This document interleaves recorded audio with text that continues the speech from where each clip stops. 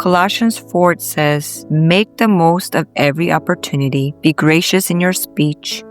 The goal is to bring out the best in others in a conversation, not put them down, not cut them out. So in this verse, we could kind of tell that goal of speech is bringing out the best in other person. Yesterday, I was hanging out with my family and my brother-in-law and my sister were talking about our tones. Actually, that was a good timing because my children were putting me on a grill saying, Mom, you sound much better when you're actually recording on YouTube than actually talking to us. Man, that's deep. I usually am very aware of my tone because I grew up in a home. Yeah, so Omma's talking about the tone that Amma had yesterday. You want to come on my lap and eat? Give me the food here. Amma will hold it for you. Okay. I'm going to put out. Yeah, I'm going to hold it here. So my children were taking turns telling me about, yeah, Mom, you're too focused about editing and sounding much better on YouTube. But after you're done, your voice is more sharp and things like that. So they actually had some truth. They had some hard truth for me. So I said, I'm going to try my best to work on my tone. So our conversation with my brother-in-law and my sister were talking about why does tone matter so much. While you're having a good day, all of a sudden somebody tells you something in a bad tone. Why does it mess up your day? Or why does it mess up your mood? That's what I'm talking about. What does tone communicate to us? Why is a tone important? I'm not talking about the volume of a voice. I'm actually talking about the emotion behind the words, how we say it, which pitch you're using to say it. Like you could say same word, I'm fine, right? The tone makes everything different. And I think it's because tone is a delivery method that shows our emotions.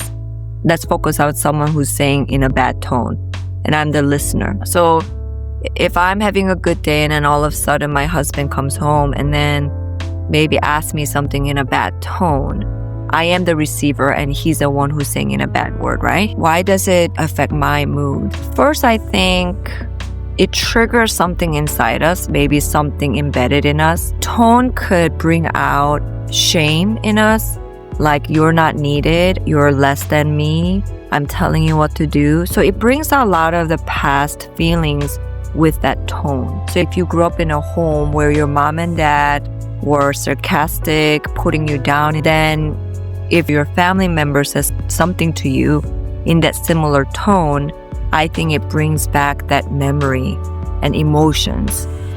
It brings out question of safety. I know now that we're adults and we're not in danger, but when we're kids, we actually don't know that. We don't know that we have safety, not just physically, but also emotionally. When you're adults, let's say your significant other or your family member says in a certain tone, that brings back the memory of not being safe. I grew up in a household where when I was young, there were a lot of fights and somewhat violence in a way.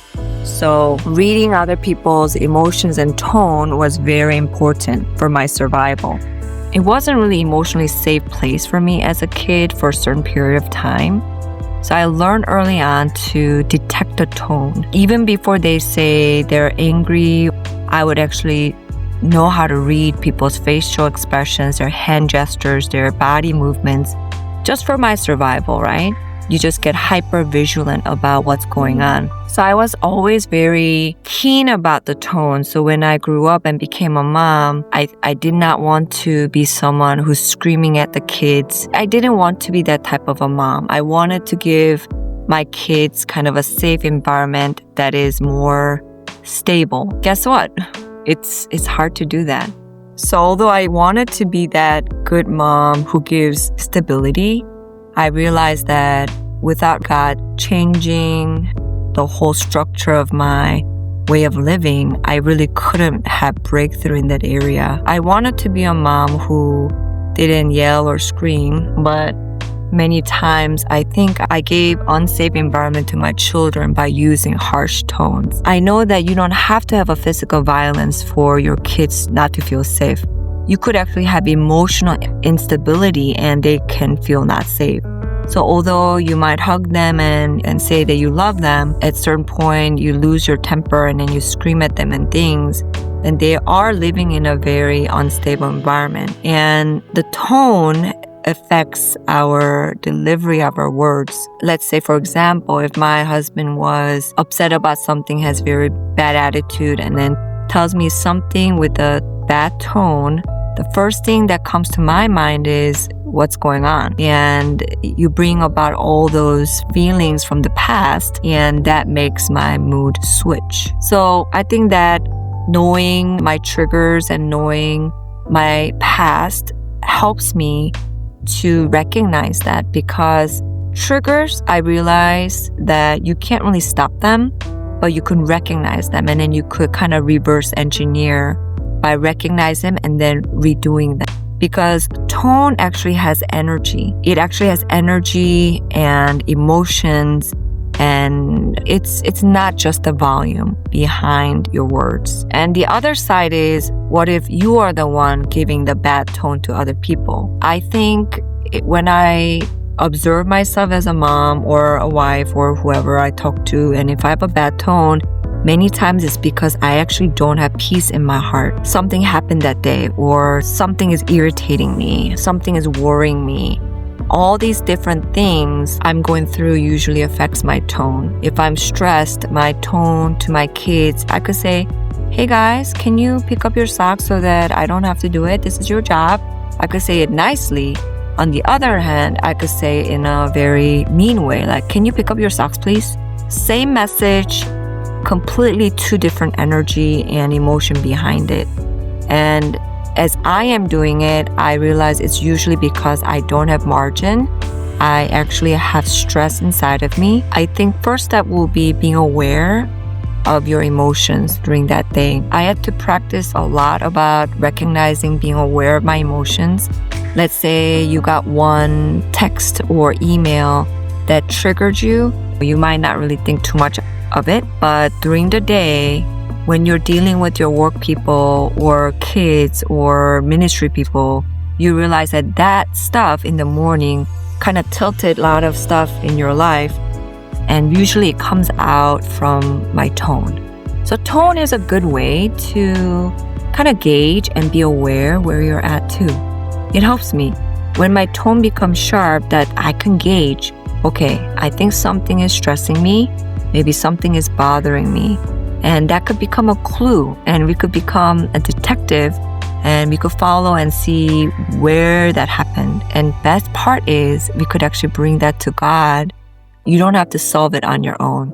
That's the best part, in my opinion. So I usually do this if my tone is bad, and just like my kids, they are not afraid to put me on the spot and call me out, which I'm very grateful. Sometimes I become very self-conscious, and when I'm very nervous, I start laughing. I just can't stop laughing. So when my kids were grilling on my tone, saying that, Mom, you talk so much calmer and nicer when you're filming YouTube, and when you're telling me to put away socks, you're so mean. Like, I just couldn't stop laughing because it was so true. And then I usually laugh so much that I start crying. That's my usual thing when I get really nervous. But this one actually has some truth. So I told them that I will work on my tone. I will work on my margin and things like that. When you are the person who's giving the bad tone, first thing is to recognize where the stress is coming from. Second, you can ask for permission with the other person. So time out, can we do retake please? And then if the other person is gracious to you, that person will allow that. I'm usually very stingy about it because sometimes my husband, he doesn't really have high EQ per se compared to me. I know this is kind of ironic to say, but he's more like a thinker and he knows how to express his thoughts very well. But maybe emotional part, I'm more hyper vigilant from my trauma. I got that kind of ability to read other people's emotions a little bit better than him. So sometimes he says certain things and it triggers me and I get really mad at him. And he would ask me, can we do retake? And if I am in a good place, I do let him do that. And we need to do that. We need to ask other people, I'm sorry, my tone was so terrible. I just had a bad day, or maybe I'm tired, maybe I'm going through certain issues, so can you please forgive me, and then can I do redo? And generally speaking, if you do that, other person will give you redo. So that's the case when you're the one who's giving the bad tone to other person. The other option is when you are receiving that bad tone, you need to kind of step back and then ask, okay, why is this making me kind of mad and upset? Is it the content that person is asking? If my husband comes and says, oh, kids are watching too much TV in a kind of irritated voice, what message am I hearing from him? Usually, it's not just kids TV watching, and it's not just the concern that they're glued to the TV and they'll be addicted to media. I generally hear this message, kids should not be watching TV and you're not being a good mom because you're just letting them watch TV all day.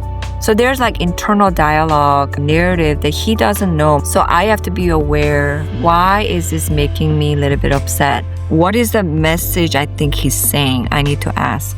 If the person comes in and says, oh, the house is so messy, I hear messages in my head saying, you're very lazy. All these lies that were planted in the past comes back in. So if you are the receiver of the bad tone, one option is recognize what message you're hearing. And you need to evaluate that message because many times it's not from God. Yes, you can agree that the house is messy, but you also need to hear God because God understands your busy day. He wouldn't say that you're so lazy, you didn't clean the house, you're not a good wife. Those are all the lies.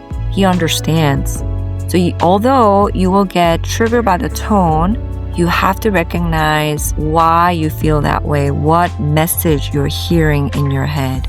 And once you hear that message, is this accurate message? And is this what God would say to me? And you have to filter it. If it's not what God would tell you, then you have to be able to throw them out in the garbage because it's not really helpful for you and for others. So Colossians chapter 4 is really true, teaching us that our words, God intended us to use it to build other people. If you're using sarcasm or if you're using certain words to put other people down, then you're not using your speech in a correct way. God gave you words, and words are very powerful. Even to yourself, what do you talk to yourself about? Sometimes if you make a mistake, some people say that they hear the word, you're stupid. Why did you do that? That's so dumb.